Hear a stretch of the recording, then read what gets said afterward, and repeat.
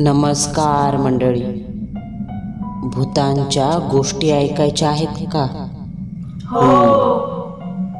मग चला माझ्यासोबत. कुठे? भूतांच्या जगात. इतर यूट्यूब चॅनेलसाठी सूचना. आपल्या भूतांच्या जगात या चॅनेलवर प्रकाशित होणाऱ्या सत्य अनुभवांचे कॉपीराईट चॅनेलकडे असून कोणत्याही हिंदी अथवा मराठी चॅनलने विना परवानगी येथील सत्य अनुभव त्यांच्या चॅनेलवर प्रकाशित करू नये. आज आपण जो अनुभव ऐकणार आहोत तो खरं तर 12 एप्रिल रोजी झालेल्या हनुमान जयंतीच्या दिवशी सादर होणार होता. पण काळाचा फेरा असा फिरला. नेमकी त्याच्या आदल्या दिवशी माझ्या सासऱ्यांना पॅरालिसिसचा अटॅक आला. त्यामुळे त्यांच्या गडबडीत मी इतके दिवस कोणताही अनुभव सादर करू शकले नाही. पण देवाच्या कृपेने आता ते पूर्ण बरे झालेत. त्यामुळे मी देखील आता नवा सत्य अनुभव, नवा थरार घेऊन आले आहे. तर आपण आज जो अनुभव ऐकणार आहोत तो माथेरान येथील एका रिसॉर्टवर 2001 साली घडलेली सत्य घटना आहे, जी प्रत्यक्ष अनुभवकर्त्या शहा यांनी त्यांच्या नातेवाईकांना सांगितली. त्यांच्या चुलत भावाने ही आपल्याबरोबर शेअर केली आहे. गोपनीयतेच्या कारणास्तव पात्रांची नावं बदलली असली तरी स्थळ मात्र खरं आहे. तो दिवस आजही मला आठवतोय. रात्रीची 8:30ची वेळ. माथेरानच्या घाटमाथ्यावरून एक 4 चाकी वाकडी तिकडी वळणं घेत धावत होती. गाडीच्या आत ड्रायव्हर सीटवर विनीत बसला होता. विनीत हा मुंबई शहरात एका नामांकित कंपनीत मॅनेजर या पदावर आहे. विनीतच्या बाजूला त्याची बायको मायरा बसली होती. मायरा आणि विनीत यांना एक मुलगी. तिचं नाव आद्या म्हणजे आदू. वयाने ती 4 वर्षाची होती. असं हे जोडपं माथेरानच्या घाटमाथ्यावर हळूहळू गाडीने चढत होतं. गाडीने आता माथेरानमध्ये असलेली जुम्मापट्टी वाडी मागे सोडली. पौर्णिमेची रात्र. आकाशात चंद्र दुधाळ प्रकाश देत होता. गाडीच्या दोनही बाजूला राक्षसांसारखी उभी असलेली आकराळ विक्राळ झाडं दिसत होती.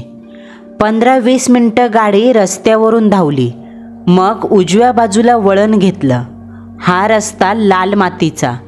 रस्त्याच्या दोन्ही बाजूला झुकलेल्या झाडांनी एक बोगदा तयार झाला होता. गाडी रस्त्यावरून 5 मिनटं धावली आणि मग थांबली. आता गाडीसमोर एक बंद गेट होतं. त्या गेटच्या आत अंधाराने न्हावून निघालेलं रिसॉर्ट होतं. विनीत, हेच का ते रिसॉर्ट? अरे किती अंधार आहे इथे. विनीतच्या बाजूला बसलेली मायरा म्हणाली. तिच्या मांडीवर आदू बसली होती. विंडोमधून गेटच्या पुढे दिसणारी अंधारात बुडालेली ती वास्तू आदू एकटक पाहत होती. आणि अचानक त्या अंधारात बुडालेल्या वास्तूला पाहताना आदू रडू लागली. न जाणो त्या लहान बाळाला वास्तूत काय दिसलं. पण म्हणतात ना, लहान मुलांचं मन शुद्ध निर्मळ असतं. वाईट पाप पुण्य यातलं त्यांना काही कळत नाही. म्हणूनच जुनी लोक म्हणायची, मुलं जर वर पाहून हसत असतील तर ती देवाकडे पाहून हसतात, कारण त्यांना देव दिसतो. तसंच अंधारात मानवी नजरेआड वावरणारी गुप्त जगातील वाईट शक्ती, जिला आपण भूत प्रेत पिशाच्च म्हणतो, यातलंच काही आदूला दिसलं नसेल ना. मायरा, रिसॉर्ट तर हाच आहे. वेट, असं म्हणत विनीतने आपल्या बाजूचा दरवाजा उघडून बाहेर पडला. खिशातून फोन काढून त्यांनी कोणाला तरी कॉल केला. आता गाडीत फक्त मायरा आणि छोटी आदू बसली होती. मायरा एकटक त्या अंधारात बुडालेल्या रिसॉर्टकडे पाहत होती. गाडीच्या डाव्या बाजूला जंगलातली झाडं दिसत होती. झाडांच्या आजूबाजूला गर्द अंधाराचं साम्राज्य पसरलं होतं. आणि त्याच अंधारातून एक सफेद रंगाची मॅक्सी घातलेली स्त्री सदृश्य आकृती मंद गतीने चालत पुढे आली. त्या आकृतीच्या शरीरावरची त्वचा दुधासारखी पांढरीफट्ट होती आणि त्या त्वचेवर सुकून गेलेल्या रक्ताच्या वाकड्या तिकड्या उमटलेल्या काळ्या नसा स्पष्ट दिसत होत्या. जणू आतलं रक्त मरून गेलं असावं. प्रेताळ पिठासारख्या पांढऱ्या चेहऱ्यावर 2 बुबळं होती. डोक्यावरचे केस तपकिरी रंगाने रंगवले होते. गाडीत सीटवर बसलेल्या मायराला कोणाच्या तरी अस्तित्वाची चाहूल लागली. आपल्याकडे कोणीतरी एकटक पाहत आहे असं तिचं मन ओरडून सांगू लागलं. आणि तोच तिने डोळ्यांच्या कोपऱ्यातून काचेतून जरा दूर झाडाकडे पाहिलं. मायराने आपले दोन्ही डोळे मिचकावले. भोवया ताणत डोळे बारीक करत मान गरकन डाव्या बाजूला वळवून थेट खिडकीतून बाहेर पाहू लागली. बाहेर पाहताच एका क्षणाला मायराला असा भास झाला की सेकंदाच्या काट्यागणिक काहीतरी बाजूला झालं. आपण वळून पाहणार आहोत याची समोरच्याला आधीच भनक लागली असावी आणि ते जे काही होतं ते झटकन लपलं. मायरा न जाणो किती वेळ त्या अंधाराकडे पाहत होती. तिथं कोणीतरी आहे त्याचं अस्तित्व मायराला जाणवत होतं. तोच लहानग्या आदूने मोठमोठ्याने रडायला सुरुवात केली. अचानक तिच्या रडण्याचा आवाज ऐकून मायराची तंद्री भंग पावली आणि त्या आदूला शांत करू लागल्या. तोच विनीत आत आला. काय झालं विनीत? मायराने विचारलं. मायरा, हाच रिसॉर्ट आहे. रिसॉर्टचा मालक रस्त्यातच आहे, लवकरच येईल. आदूचं रडणं अद्याप सुरूच होतं. काही केल्यात तिचं रडणं थांबत नव्हतं. तोच 10 मिनिटातच एक 2 व्हीलर विनीतच्या गाडीच्या बाजूला येऊन थांबली. 2 व्हीलरवर आलेला इसम म्हणजे त्या रिसॉर्टचा मालक आणि त्याच्यासोबत अजून एक माणूस आला होता ज्याचं नाव सीताराम. वय वर्ष 56. तो रिसॉर्टवर जेवण बनवायचं काम करायचा. सीतारामने गेट उघडलं. गाडी गेटमधून आत गेली. 10-15 मिनिटात रिसॉर्टच्या आतल्या बाहेरच्या लाईट पेटल्या. लाईट पेटताच अंधाराने रिसॉर्टला दिलेलं भकासपण दूर झालं. रिसॉर्टच्या 4ही बाजूला उंच कंपाऊंड होतं. आत लहान गवताचं गार्डन, पुढे एक स्विमिंग पूल. मायरा रिसॉर्टच्या अवतीभोवतीचं रम्य दृश्य पाहून भारावून गेली. मस्त थंडगार वारा होता. आजूबाजूचं वातावरण मूड फ्रेश करणारं होतं. पण याच वातावरणात दुःखाची, भीतीची झळ देणारी एक धगधगती शक्ती सगळ्यांच्या नजरेआड वावरत होती. यापासून ते दोघेही अजाण होते. विनीतचं रिसॉर्टच्या मालकाशी बोलणं झालं. विनीतचा रिसॉर्टवर 3 दिवस मुक्काम होता. उद्या सकाळी मुंबईवरून त्याचे अजून 3 ओळखीचे फॅमिली मेंबर येणार होते. आजची रात्र या रिसॉर्टवर फक्त सीताराम, विनीत, मायरा आणि त्यांची लेक होती. तोच सीताराम म्हणाला, ताई, तुम्हाला भूक लागली असेल, काही खायला बनवू का? पण रस्त्यात नेरळ शहर लागलं होतं. तिथेच एका एकविरा आई ढाब्यावर या दोघांनी भरपेट जेवण केलं. म्हणून या दोघांनी जेवणाचा कार्यक्रम रद्द केला. आदू मात्र आज न जाणो का पण फार रडत होती. अर्धा तास होत आला तरी तिचा भोंगा बंद होईना. सीतारामने मायरा आणि विनीतच्या बॅगा उचलल्या आणि रिसॉर्टच्या दरवाजातून आत घुसला. त्याच्या पाठोपाठ विनीत आणि मायरा आत जाणार. तोच त्यांची नजर दरवाजाच्या चौकटीवर मधोमध खिळली. दरवाजाच्या चौकटीवर खिळ्याला एक छोटीशी फोटो फ्रेम अडकवली होती. त्या फोटो फ्रेममध्ये पंचमुखी हनुमान होते, हातात शस्त्र घेऊन. भक्ताला संकटातून वाचवण्यासाठी घेतलेलं हे बजरंगबलीचं सर्वात शक्तिशाली रूप मानलं जातं. पंचमुखी हनुमानाच्या मूर्तीला पाहताच मायराने भक्तिभावाने हात जोडले. त्या रिसॉर्टच्या उघड्या दरवाजातून आत घुसल्या आणि जशा मायरा रिसॉर्टमध्ये घुसल्या, अचानक इतका वेळ भोंगा पसरून रडणारी आदू शांत झाली.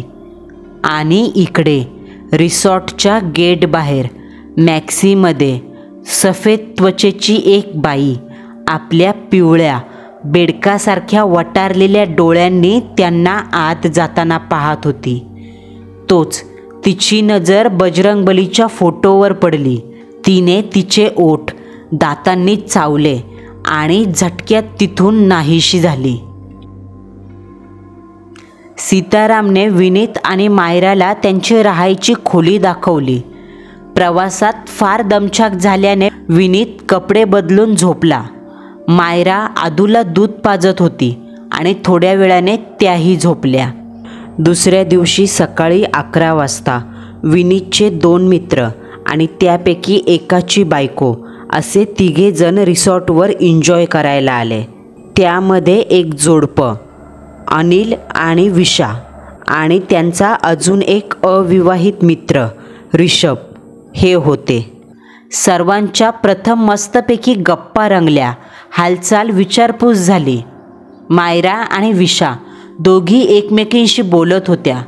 बोलता बोलता मायराने विशाला काल रात्री गाडीत बसलेले असताना घडलेला तो विचित्र भास आणि कधीही जास्त न रडणारी आदू काल अर्धा तास रडत होती आणि रिसॉर्टमध्ये घुसताच अचानक शांत झाली ही गोष्ट सांगितली. त्यावर विशा म्हणाल्या, मायरा, जास्त विचार नको करूस.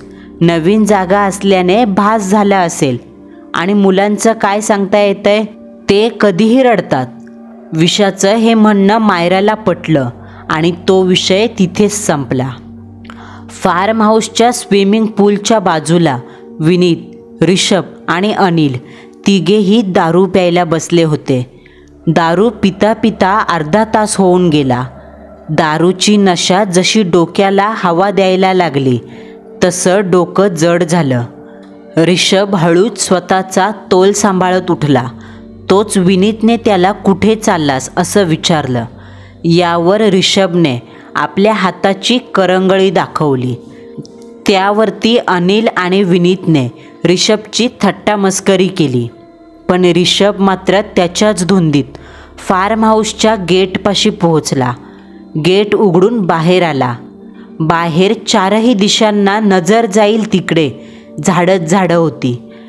झाडांच्या फांद्यांना असलेली गर्द पानं सूर्यप्रकाश जमिनीवर पोहोचू देत नव्हती.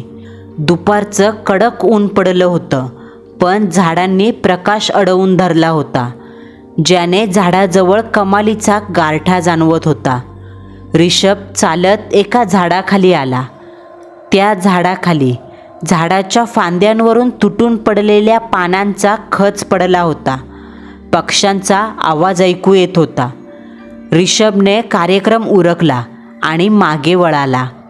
मागे वळताच तो दचकला. अंगावर भीतीने काटा फुटला. 2 क्षण डोळे मोठे झाले, कारण ऋषभपासून फक्त 10 पावलावर एक स्त्री उभी होती. उंचीने 4 फूट, अंगावर सफेद रंगाची मॅक्सी. जसं महिनाभर एखादं बेवारस प्रेत शवघरात पडून राहतं आणि थंडीने बॉडी पांढरी फट्ट पडते, तसंच त्या स्त्रीचं सर्व शरीर पिठासारखं पांढरं होतं. डोक्यावरचे केस गडद तपकिरी रंगाचे होते. पांढऱ्या प्रेताळ हातांची नखं इंचानं वाढली होती आणि काळी पडली होती. त्या स्त्रीच्या चेहऱ्यावरचे भाव शून्य होते. कोण तुम्ही? ऋषभने विचारलं. तोच ती स्त्री फाटक्या खर्जातल्या आवाजात म्हणाली, मला तहान लागलीये, पाणी द्याल का? त्या स्त्रीचा आवाज फार विचित्र, अपरिचित होता, पण ऋषभने दारू प्यायली होती, ज्याने त्याला तो बदल लागलीच कळाला नाही. हो, चला, रिसॉर्टवर खूप पाणी आहे, या माझ्यासोबत, असं ऋषभ म्हणाला आणि दारूच्या नशेत झिंगत पुढे चालू लागला. तशी ती स्त्री त्याच्या मागे येऊ लागली. रिषभ जसा उन्हात आला त्याची काळी सावली जमिनीवर पडली, पण मागून जी स्त्री येत होती तिची सावली जमिनीवर पडत नव्हती. धरणीने ज्या प्राण्यास स्वीकारलं आहे त्याची जिवंत असल्याची खूण म्हणजे सावली, पण जो मृत आहे, निर्जीव आहे, त्याची सावली प्रकाशात पडत नाही. हाच दैवी नियम आहे. रिषभला हे त्यावेळी दिसलं, पण त्याची ट्यूब पेटली नाही. तो फार्म हाऊसच्या गेटमधून आत आला. हळूच त्याने मागे वळून पाहिलं. ती सफेद मॅक्सी घातलेली स्त्री अद्याप गेट बाहेर शांतपणे उभी होती. चेहऱ्यावर शून्य भाव. तिच्या जवळून जणू एक पारदर्शक सफेद रंगाचं धुकं वहावं. असं वाटत होतं का ते धुकं तिच्या शरीराला स्पर्शून नाही तर थेट तिच्या शरीरातून वाहत आहे. तुम्ही तिकडं काय करताय? इकडं या, वहिनींना सांगून पाणी देतो, रिषभ मोठ्याने म्हणाला. त्यावर ती स्त्री चिडक्या, तिरस्कारयुक्त आवाजात म्हणाली, मी येते, पण तो फोटो काढ. तो फोटो काढ आणि फेकून दे. कोणता फोटो? रिषभने न समजून विचारलं. त्यावर त्या स्त्रीने हळूच आपला हात वर केला आणि बोट वर करत चौकटीतल्या हनुमानाच्या तसबिरीकडे खून केली. ही फ्रेम, ह्यात काय एवढं? रिषभ गमतीच्या स्वरात हसला. तसंही एक सांगायचं विसरलोच मी. रिषभचा देव, देवस्की यांच्यावरती विश्वास नव्हता आणि त्यात दारू पिल्याने तो बिलकुल भानावर नव्हता. त्या नशेच्या धुंदीतच त्याने चौकटीत खिळ्याला अडकवलेली पंचमुखी हनुमानाची फोटो फ्रेम ओढून काढली आणि मनात कसलाही आदर न ठेवता अलगद बाजूला फेकली. अहो या, तुम्ही या फोटोला काय घाबरताय? या, मस्त फ्रीजमधलं थंडगार पाणी पाजतो, रिषभ हसत म्हणाला. त्याने हळूच डोळ्यांच्या पापण्या मिटल्या आणि उघडल्या. तोच समोरचं दृश्य पाहून त्याला आश्चर्यविदारक धक्का बसला. कारण गेटवर उभी ती स्त्री पापणी लवून पुन्हा उघडेपर्यंत काही सेकंदातच 50 पावलांचं अंतर कापून रिषभच्या अगदी समोर उभी राहिली. तिचा तो शून्य, भावनाविरहित चेहरा पाहून असं वाटायचं का एखादं मेलेलं कलेवर पुढ्यात उभं आहे. दारू पिला असला तरी ऋषभला आता हा घडलेला प्रकार जरा विचित्र वाटला. नशेने जड झालेले दोन्हीही डोळे मिचकावत रिषभने हळूच समोरच्या त्या स्त्रीला वरून खालपर्यंत निहाळलं आणि तोच अंगभर बोरीचे काटे त्याच्या अंगावर उगवले. सर्व शरीर पायाच्या अंगठ्यापासून डोक्याच्या टाळूपर्यंत शहारून उठलं. डोळे कासवागत वटारले गेले. भीतीने दारूचा अंमल झटक्यात उतरला. आपलं अस्तित्व याला कळालंय हे लक्षात येताच आत्म्याच्या चेहऱ्यावर एक आसुरी हास्य उमटलं. तिच्या डोळ्यातल्या बाहुल्यांचा रंग सरड्याच्या कातीसारखा बदलत पिवळा धम्मक झाला. समोर एका स्त्रीचं ध्यान उभं होतं, परंतु आवाज पुरुषी निघत होता. समोरचं ते ध्यान आपले दोन्ही खांदे गदागदा खालीवर हलवत हसू लागलं आणि हसता हसता त्या ध्यानाने आपले दोन्ही पांढरेफट्ट हात वर केले. जबड्यातून एक विचित्र आवाज काढला आणि स्वतःचं शरीर रिषभच्या अंगावर झोकून दिलं.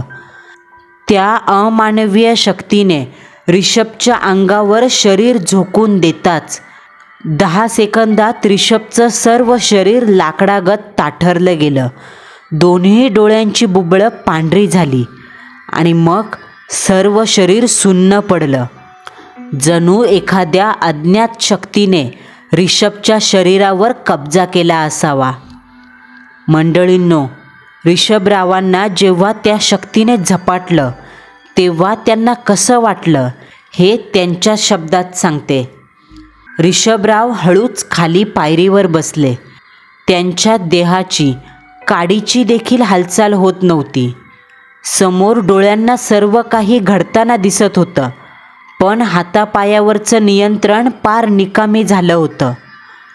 इतकंच नाही तर अवयवांना केलेला स्पर्शही जाणवत नव्हता. हवा, पाणी, गंध सर्व काही जाणवायचं बंद झालं. जणू आपल्या स्वतःच्या शरीरावर दुसऱ्याच कोणीतरी ताबा मिळवलाय आणि आपण या देहात फक्त पाहुणे आहोत. रिशा, ए रिशा. विनीतराव चालत रिषभपाशी आले. चल जेवायला, सगळीजणं वाट पाहत आहेत तुझी, विनीत म्हणाला. परंतु ऋषभची काडीचीही हालचाल झाली नाही.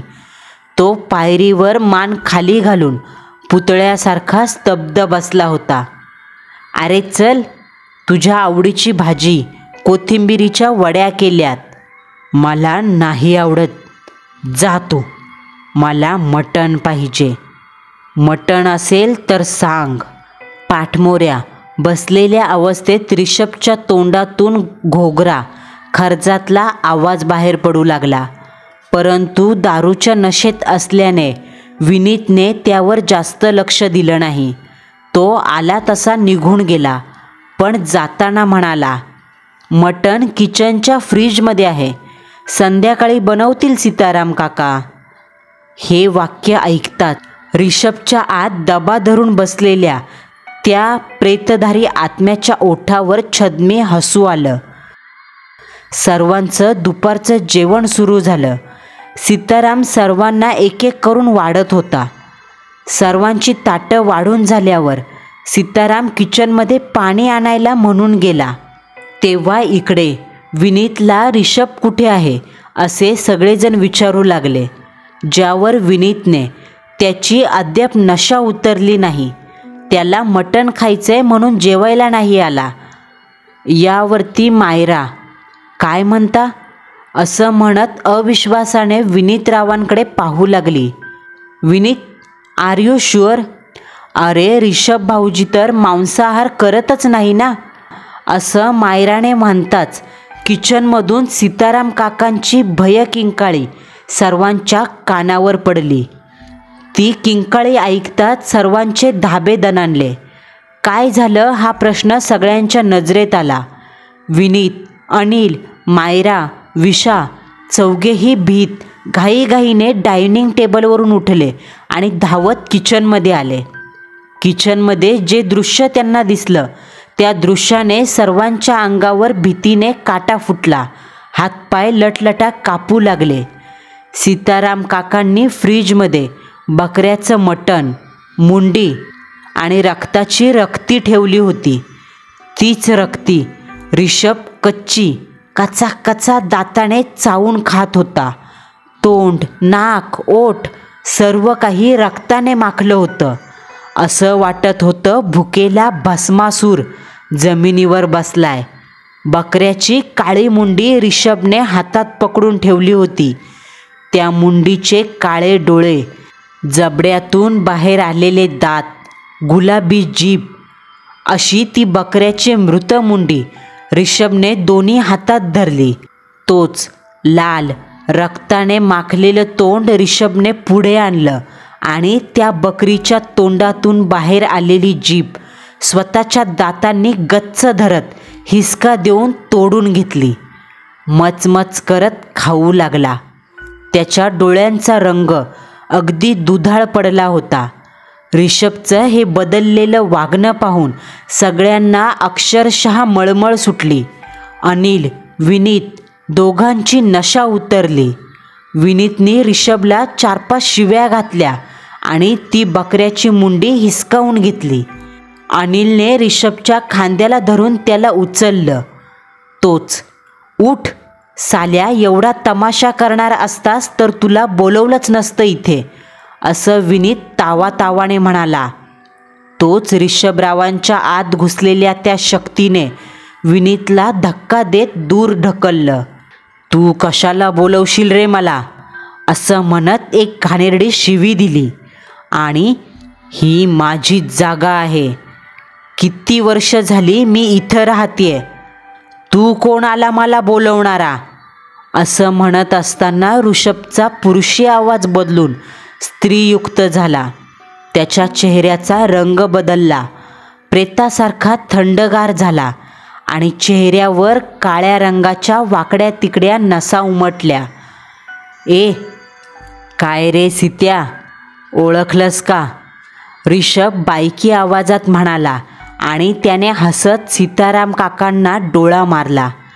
सीताराम काका धूम ठोकून किचनमधून बाहेर पळाले. अनिल, विशा, विनीत, मायरा चौघांच्या अंगावर भीतीचं वारं वाहू लागलं. रिषभला कोणत्या तरी मृत भटकत्या आत्म्याने झपाटलंय हे चौघांना कळून चुकलं. तुझी पोर कुठं आहे? असं म्हणत रिषभने जिभळ्या चाटल्या. खाऊ का तिला? खाऊ? तिच्या अंगाचा जाम भारी वास येतोय. दे मला, कवळं मांस दे खायला. असं रिषभच्या अंगात घुसलेलं ध्यान म्हणू लागलं. तोच रूममध्ये झोपलेली लहानगी आदू एकाएकी रडायला लागली. तिचा आवाज ऐकताच रिषभच्या चेहऱ्यावर आसुरी आनंद आला. डोळे मोठे झाले, ज्यात एक चमक होती.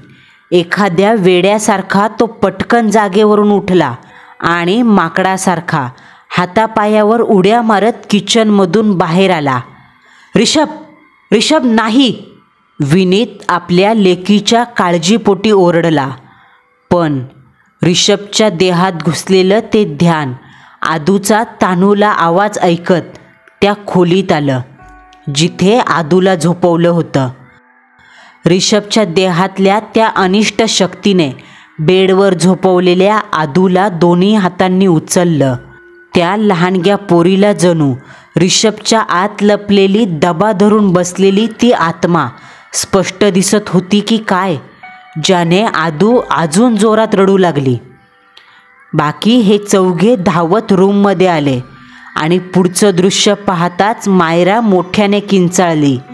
ऋषभने आदूचा एक पाय धरला होता आणि खाली डोकं वर पाय असं उलटं पकडून तिच्या पायाचं मांस जिभेने चाटत होता.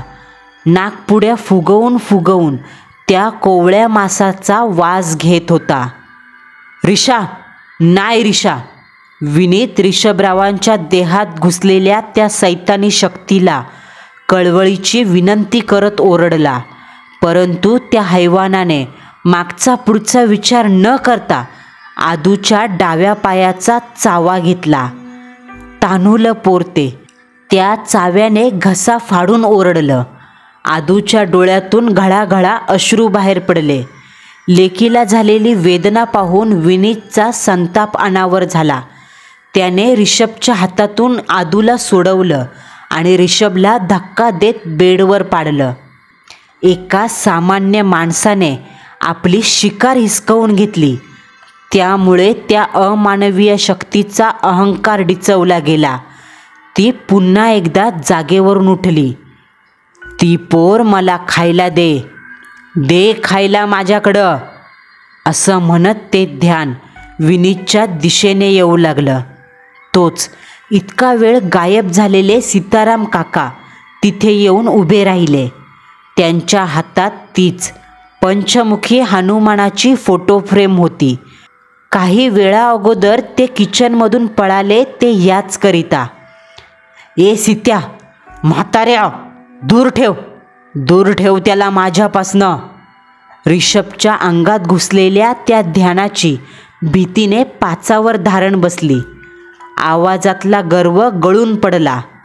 आता त्या अनिष्ट शक्तीचं भीतीने उंदीर झालं होतं. एक एक पाऊल टाकत ती शक्ती मागे जाऊ लागली. ए सीत्या, फेक, फेकून दे त्याला. तो बघ, बघ कसा गाल फुगवून बघतोय माझ्याकडं. गाल फुगवतोय, भुवया उडवतोय, हसतोय. रिषभच्या अंगातील ते ध्यान दोन्ही पायांवर खाली बसलं.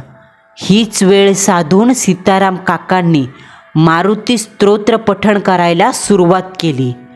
भीमरूपी महारुद्र वज्र हनुमान मारुती वणारी अंजनी सूता रामदूता प्रभंजना. शेवटच्या स्तोत्रावर एक दैवी चमत्कार घडला. सीताराम काकांच्या हातात असलेली पंचमुखी बजरंगबलीची फोटो फ्रेम त्यांना हलकीशी गरम झाल्यासारखी भासू लागली. त्यामुळे सीताराम काका मारुती स्तोत्र म्हणत ती फ्रेम हातात धरून रिषभच्या जवळ जाऊ लागले. तशी रिषभच्या देहात ठाण मांडून बसलेली ती शक्ती मुळाच्या देठापासून चिरकस आवाजात ओरडली. त्या आवाजाची तीव्रता एवढी होती का तिथं उभ्या असलेल्या सगळ्यांनी आपले कान बंद केले. बेडरूममध्ये असलेला काचेचा आरसा खळकन फुटला. बेडरूममधली काचेची खिडकी फुटली. रिषभने विदभर तोंडाचा आ वासला. त्या आ वासलेल्या तोंडातून काळीशार लाळ गळू लागली. घाणेरडा ओकारीयुक्त वास पूर्ण खोलीत पसरला आणि तितक्यात ऋषभने खूप भयानक वास असलेली काळीशार ओकारी केली. ओकारी होताच दुसऱ्या क्षणाला रिषभ घामाघूम होऊन बेशुद्ध पडला. त्यानंतर सीताराम काकांनी विनीत आणि अनिल यांना हाताशी घेतलं. एकाच्या हातात अभिमंत्रित केलेला हनुमानाचा पंचमुखी फोटो दिला आणि मारुती स्तोत्र म्हणतच एका फडक्याने ती ओकारी गोळा केली. त्यासोबत ते उष्ट केलेलं मटणही आणलं आणि आदूला मायराच्या मांडीवर बसवून तिच्यावरून एक अंड 7 वेळा उतरवलं आणि मग ते उष्ट मटण, ती ओकारी आणि ते अंड घेऊन ते सगळे रिसॉर्टमधून बाहेर आले. त्यांच्या मागे विनीत आणि अनिल तो फोटो घेऊन चालत होते. ते सर्व साहित्य सीताराम काकांनी त्यांच्या हातात पकडलं होतं. बजरंगबलीचा फोटो विनीतच्या हातात होता. म्हणून मग काकांच्या सांगण्यावरून रिसॉर्टच्या बाहेर एका झाडाखाली अनिलने 1 फुटाचा खड्डा खणला आणि सीताराम काकांनी त्या खड्ड्यात सर्व साहित्य टाकून तो बुजवला. रिसॉर्टवर परत येताच बाहेर असलेल्या नळावरच आंघोळ्या केल्या. इकडे रात्री उशिरा रिषभला जाग आली. तेव्हा त्याला दुपारी घडलेला प्रकार सर्वांनी थोडक्यात सांगितला आणि लगेचच रिसॉर्ट सोडायचा निर्णय घेतला. पण त्याआधी हा सर्व काय प्रकार होता हे त्यांनी सीताराम काकांना विचारलं. त्यावर काकाने सांगितलं, साधारण 5-1 वर्षा अगोदर सिंगापूरवरून एक महिला माथेरान फिरायला आली होती. तेव्हाच कोणत्या तरी माथेफिरूने तिला इथेच या झाडाच्या आत आणून मारून टाकलं होतं. तेव्हापासून ती हमखास कोणाला ना कोणाला तरी दिसतेच, झपाटतेच. तिच्या त्रासाला कंटाळूनच मालकाने रिसॉर्टच्या चौकटीवर हनुमानाची अभिमंत्रित केलेली फोटो फ्रेम लावली होती.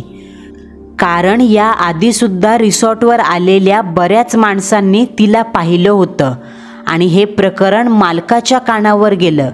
तेव्हा मालकानेच एका चांगल्या जाणकार गुरुजींना विचारूनच हनुमानाची तसबीर इथे लावली होती. रिषभरावांनी जर बजरंगबलीची मूर्ती चौकटीतून काढली नसती तर ती रिसॉर्टमध्ये आलीच नसती. असो, अंत भला तो सब भला, असं म्हणत सीताराम काकांनी त्यांना निरोप दिला. विनीत आणि त्याच्या मित्राचं कुटुंब या सर्व संकटातून सुटलं खरं, परंतु आदूच्या पायाला झालेली ती जखम तिला आयुष्यभराची खून देऊन गेली हे मात्र नक्की. मंडळींनो, आपला आजचा थरारक अनुभव तुम्हाला कसा वाटला हे कमेंट बॉक्समध्ये कळवायला विसरू नका. पुन्हा भेटू. नवा सत्य अनुभव, नवा थरार.